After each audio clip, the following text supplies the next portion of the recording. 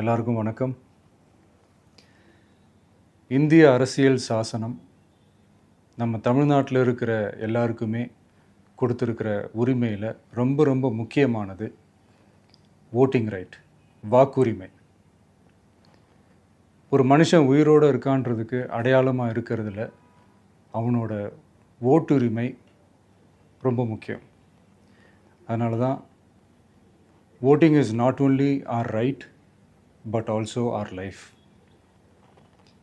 ஒரு முக்கியமான விஷயத்தை பற்றி இப்போ நான் உங்ககிட்ட ஷேர் பண்ண போகிறேன். இது நான் ஃபஸ்ட்டு கேள்விப்பட்ட உடனே எனக்கே ரொம்ப ஷாக்கிங்காக தான் இருந்தது. இப்போ நான் பேசிகிட்டு இருக்கிற இந்த நேரத்தில் தமிழ்நாட்டில் இருக்கிற நம்ம யாருக்குமே ஓட்டு போடுற உரிமையே இல்லைன்னு சொன்னால் நம்புவீங்களா? நான் நீங்கள் உட்பட யாருக்குமே அது இல்லை. நான் பயமுறுத்துறேன்னு நினைக்காதீங்க, அதுதான் நிஜமும் கூட. கொஞ்சம் ஏமாந்தால் நம்மளை மாதிரியே இன்னும் லட்சக்கணக்கான பேருக்கும் இதே நிலைமை தான். ஓட்டு போடுற அந்த உரிமையே இல்லாத மாதிரி ஒரு நிலைமை வந்தாலும் வரலாம். இதுக்கு மெயின் ரீசன் அந்த எஸ்ஐஆர், ஸ்பெஷல் இன்டென்சிவ் ரிவிஷன், சிறப்பு தீவிர திருத்தம்.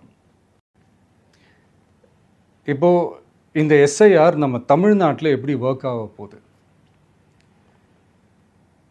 கடந்த ஜனவரி மாதம் எடுத்த அந்த கணக்கெடுப்பில் 6,36,00,000 வாக்காளர்கள் நம்ம தமிழ்நாட்டில் இருக்கிறாங்க. ஆனால் அவங்க யாருக்குமே இந்த ஓட்டு போடுற உரிமையே இல்லை. அந்த பிஎல்ஓன்னு சொல்லுவாங்க, பூத் லெவல் ஆஃபீஸர்ஸ், வாக்குச்சாவடி நிலை அலுவலர். அவங்க தான் வீடு வீடாக போய் அந்த ஃபார்மை கொடுப்பாங்க. அதை நம்ம ஃபில்அப் பண்ணி கொடுக்கணும். அதை தேர்தல் ஆணையம் அதை எடுத்துகிட்டு போய் அதை ஸ்க்ரூட்டினைஸ் பண்ணி அது எல்லாமே கரெக்டாக இருக்கான்னு செக் பண்ணி பார்த்ததுக்கப்புறம் அந்த வாக்காளர் பட்டியலை வெளியிடுவாங்க. அந்த வாக்காளர் பட்டியலில் நம்ம பேர் இருக்கணும், அப்போ தான் நம்மளால் ஓட்டு போட முடியும். அந்த புது பட்டியல் வர்ற வரைக்கும் நம்ம வாக்காளர்களான்றது அது உறுதியே செய்ய முடியாது. இன்கேஸ் அந்த புது பட்டியலில் நம்ம பேர் இல்லைன்னா அது ஒரு தனி ப்ராசஸ், அது ஒரு தனி ஃபார்ம், அது ஒரு தனி கிளைம்ன்ற மாதிரி அது ஒரு வேறு வேலை. ஸோ இந்த மாதிரி நிறையா சிரமங்கள் குழப்பங்கள் இருக்கிறதுனால மக்களுக்கு இது மேலே ஒரு கன்ஃபியூஷன் ஒன்று இருக்குது. இது என்ன வெரிஃபிகேஷனா இல்லை ஒரு மறைமுக ரீரெஜிஸ்ட்ரேஷனா இல்லை இது ஒரு நியூ ரெஜிஸ்ட்ரேஷன் மாதிரியே தானா அப்படின்ற மாதிரி நிறைய கன்ஃபியூஷன் இருக்குது. அவங்க செய்ய வேண்டியதெல்லாம் ஒன்று தான்.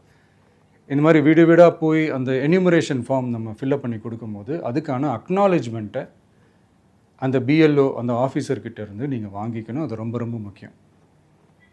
இது நான் சொல்கிறது வாக்காளர் பட்டியலில் ஆல்ரெடி உங்கள் பேர் இருக்கிறவங்களுக்கு நான் சொல்கிறேன். இப்போ புது வாக்காளர்கள், ஃபஸ்ட் டைம் ஓட்டர்ஸ், அவங்களுக்கு ஃபார்ம் 6ன்னு ஒன்று இருக்குது. அதை நீங்கள் ஃபில்அப் பண்ணி நீங்கள் உங்கள் ஏரியாவில் இருக்கிற சம்மந்தப்பட்ட அந்த உங்கள் அலுவலகத்தில் நீங்கள் டைரெக்டாகவும் சப்மிட் பண்ணலாம், இல்லை நீங்கள் ஆன்லைன்லேயும் சப்மிட் பண்ணலாம். அப்படி ஆன்லைனில் நீங்கள் சப்மிட் பண்ணிங்கன்னா அதுக்கான ஸ்க்ரீன்ஷாட்டை எடுத்து வச்சுக்கோங்க. ஃபோனில் மெசேஜ் வரும், அதை சேவ் பண்ணி வச்சுக்கோங்க. அப்ராடில் இருக்கிறவங்க கூட அந்த எஸ்ஐஆர் ஃபார்மை டவுன்லோட் பண்ணி நீங்கள் அதை ஃபில்அப் பண்ணி சப்மிட் பண்ணலாம். அதுக்கான அக்னாலேஜ்மெண்ட்டை வாங்கி வச்சுக்கோங்க. ரொம்ப முக்கியமாக உங்களோட பிஎல்ஓ அந்த ஆஃபீஸர் யாருன்னு தெரிஞ்சு வச்சுக்கோங்க. இந்த தேர்தல் ஆணையம் அந்த வெப்சைட்டில் போனீங்கன்னா அந்த பர்டிகுலர் பிஎல்ஓ ஆஃபீஸரோட ஃபோன் நம்பர் கூட நீங்கள் எடுத்து வச்சுக்கலாம். இன்கேஸ் உங்களை யாரையும் ரீச் பண்ணலை இல்லை உங்களுக்கு அந்த ஃபார்ம் கிடைக்கல அப்படின்னா நீங்கள் அவரை காண்டாக்ட் பண்ணி அந்த ஃபார்மை வாங்கி நீங்கள் ஃபில்அப் பண்ணி நீங்கள் சப்மிட் பண்ணலாம். ரொம்ப முக்கியமாக அதுக்கான அக்னாலேஜ்மெண்ட்டை வாங்கி வச்சுக்கோங்க. இது எல்லாமே சரியாக செஞ்சாலும் இந்த எஸ்ஐஆர் மேலே சில டவுட்ஸ் இருக்குது. அது என்னென்னா, இந்த 6,36,00,000 வாக்காளர்களுக்கு ஒருத்தர் விடாமல் இந்த ஒரே மாதத்துக்குள்ளே எப்படி எல்லாருக்குமே அந்த ஃபார்ம் போய் ரீச் ஆகும்? ஒன்று. ரெண்டாவது, நீங்கள் வரும்போது வீட்டை பூட்டிட்டு வேலைக்கு போயிட்டு என்ன பண்ணுறது? இப்போ நீங்கள் வருவீங்கன்றதுக்காக வேலையெல்லாம் விட்டுட்டு வீட்டுக்குள்ளேயே உட்காந்துட்ருக்கணுமா? ஸோ இதில் மெயினாக பாதிக்கப்பட போகிறது உழைக்கிற மக்கள், ஏழைகள், வேலைக்கு போகிற பெண்கள். இவங்களுக்கு யார் கரெக்டான அந்த பதில் சொல்ல போகிறது? ஒரு நியாயமான எஸ்ஐஆர்னால் என்ன நடக்கணும்? இப்போது இறந்து போனவங்களை மார்க் பண்ணி அதுலேருந்து டிலீட் பண்ணணும். இப்போ போலி வாக்காளர்கள் இருந்தாங்கன்னா அவங்கள மார்க் பண்ணி டிலீட் பண்ணணும்.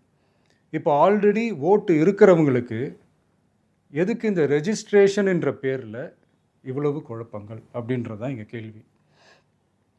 இப்போ புதுசாக வர்ற வாக்காளர்களையோ இல்லை ஓட்டு இல்லாதவங்களையோ சேர்த்தா பத்தாதா? இப்போ ரீசெண்டாக நடந்த இப்போ எலெக்ஷன் 2021, 24 எப்படி எல்லாருமே ஓட்டு போட்டோம்? அதில் ஓட்டு போட்டவங்க கூட இப்போ புதுசாக ரெஜிஸ்டர் பண்ணணும்னா அது ஏன் அந்த கன்ஃபியூஷன் அப்படின்றத நாங்கள் கேட்குறோம். அதனால தான் நாங்கள் எஸ்ஐஆரை எதிர்க்கிறோம். இப்போ புதுசாக சில கம்ப்ளைண்ட்ஸ்லாம் வர ஆரம்பிக்குது. அது என்னென்னா முக்கியமாக நம்மளுடைய டிவிகே தோழர்களுக்கு அந்த ஃபார்ம் கிடைக்க மாட்டேங்குது, கொடுக்க மாட்டேன்றாங்க அப்படின்ற சில கம்ப்ளைண்ட்ஸ். இது யார் பண்ணுறாங்க அப்படின்றது நான் தான் சொல்லி தெரிய வேணும்னு ஒன்றும் அவசியம் இல்லை உங்களுக்கு. இப்போ இருக்கிற ஆட்சியாளர்கள் அவங்களுக்கு கைப்பாவையாக இருக்கக்கூடிய சில பேர் வந்து இதை செய்ய ஸ்டார்ட் பண்ணியிருக்கிறாங்க. அதனால் மைடியர் வர்ச்சுவல் வாரியர்ஸ், இதை வந்து சாதாரணமாக எடுத்துக்காதீங்க. இது எல்லாருக்குமே அந்த ஃபார்ம் போய் ரீச் ஆகணும். இதில் ரொம்ப உறுதியாக இருங்க. அதையும் மீறி உங்களுக்கு அந்த ஃபார்ம் கிடைக்கலன்னா இருக்கவே இருக்கும் ஆன்லைன். தேர்தல் ஆணையம் அந்த வெப்சைட்டில் போய் அந்த ஃபார்மை டவுன்லோட் பண்ணி நீங்கள் ஃபில்அப் பண்ணி சப்மிட் பண்ணலாம். உங்கள் வீட்டில் இருக்கிறவங்களுக்கு நீங்கள் செஞ்சு கொடுங்க, பக்கத்து வீட்டில் இருக்கிறவங்களுக்கு செஞ்சு கொடுங்க, தெரிஞ்சவங்களுக்கு, தெரியாதவங்களுக்கு, பழகினவங்களுக்கு, பழகாதவங்களுக்கு எல்லாருக்குமே நீங்கள் தயவு செஞ்சு கொடுங்க. அண்ட் ரொம்ப முக்கியமாக நம்ம ஜென்சி கிட்ஸ், நம்ம ஃபஸ்ட் டைம் ஓட்டர்ஸ், நம்ம புது வாக்காளர்கள், நம்ம நண்பா நண்பிகள், அவங்க ரொம்ப கேர்ஃபுல்லாக இருக்கணும். நான் ஆல்ரெடி சொன்ன மாதிரி உங்களுக்கான ஃபார்ம், அந்த ஃபார்ம் நம்பர் 6, அதை கரெக்டான டீட்டெயில்ஸோட கரெக்டான உங்கள் டாக்குமெண்ட்ஸை வச்சு அதை சப்மிட் பண்ணுங்கள். ஏன்னா வரப்போகிற தேர்தலில் நீங்கள் தான், அந்த ஜென்சி வாக்காளர்கள் தான் மிக முக்கியமான ஒரு ஃபோர்ஸ் அப்படின்றது எல்லாருக்குமே தெரிஞ்ச ஒரு விஷயம். அதனால் உங்களை டிஸ்டர்ப் பண்ணுறதுக்கு, உங்கள் பேரை அதில் இன்க்ளூட் பண்ணாமல் செய்கிறதுக்கு என்னென்ன வேலைகள் செய்யணுமோ, என்னென்ன தில்லுமுள்ளு வேலைகள் செய்யணுமோ எல்லாமே அவங்க செய்வாங்க. இது நமக்கு எல்லா திசையிலையும் எல்லா பிரச்சனைகள் கொடுத்துட்டு தானே இருக்கிறாங்க. அது டிஃபால்ட்டாக நடந்துட்டு தான் இருக்கும், அது ஒன்றும் பண்ண முடியாது. ஸோ அந்த மாதிரி ஓட்டு போடுற விஷயத்துலேயும் அவங்க என்ன உத்தரமராக மாறவா போகிறாங்க? இப்போ நான் சில மீட்டிங்ஸ்லலாம் ரிப்பீட்டடாக ஒரு விஷயம் நான் சொல்கிறேன்ல, 2 பேருக்கு நடுவில் தான் போட்டி அப்படின்ட்டு. அது மேடைக்கு மேடை அவங்க அதை ப்ரூவ் பண்ணிகிட்டு இருக்கிறாங்க. அதனால் தோழர்களே, வரப்போகிற தேர்தலில் நம்ம யாருன்னு காட்டணும், நம்ம பலம் என்னன்னு காட்டணும்.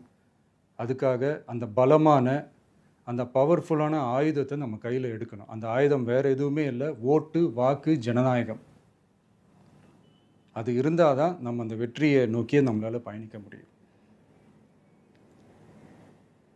தமிழ்நாடே அந்த வாக்குச்சாவடி முன்னாடி திரண்டு நிற்கணும்.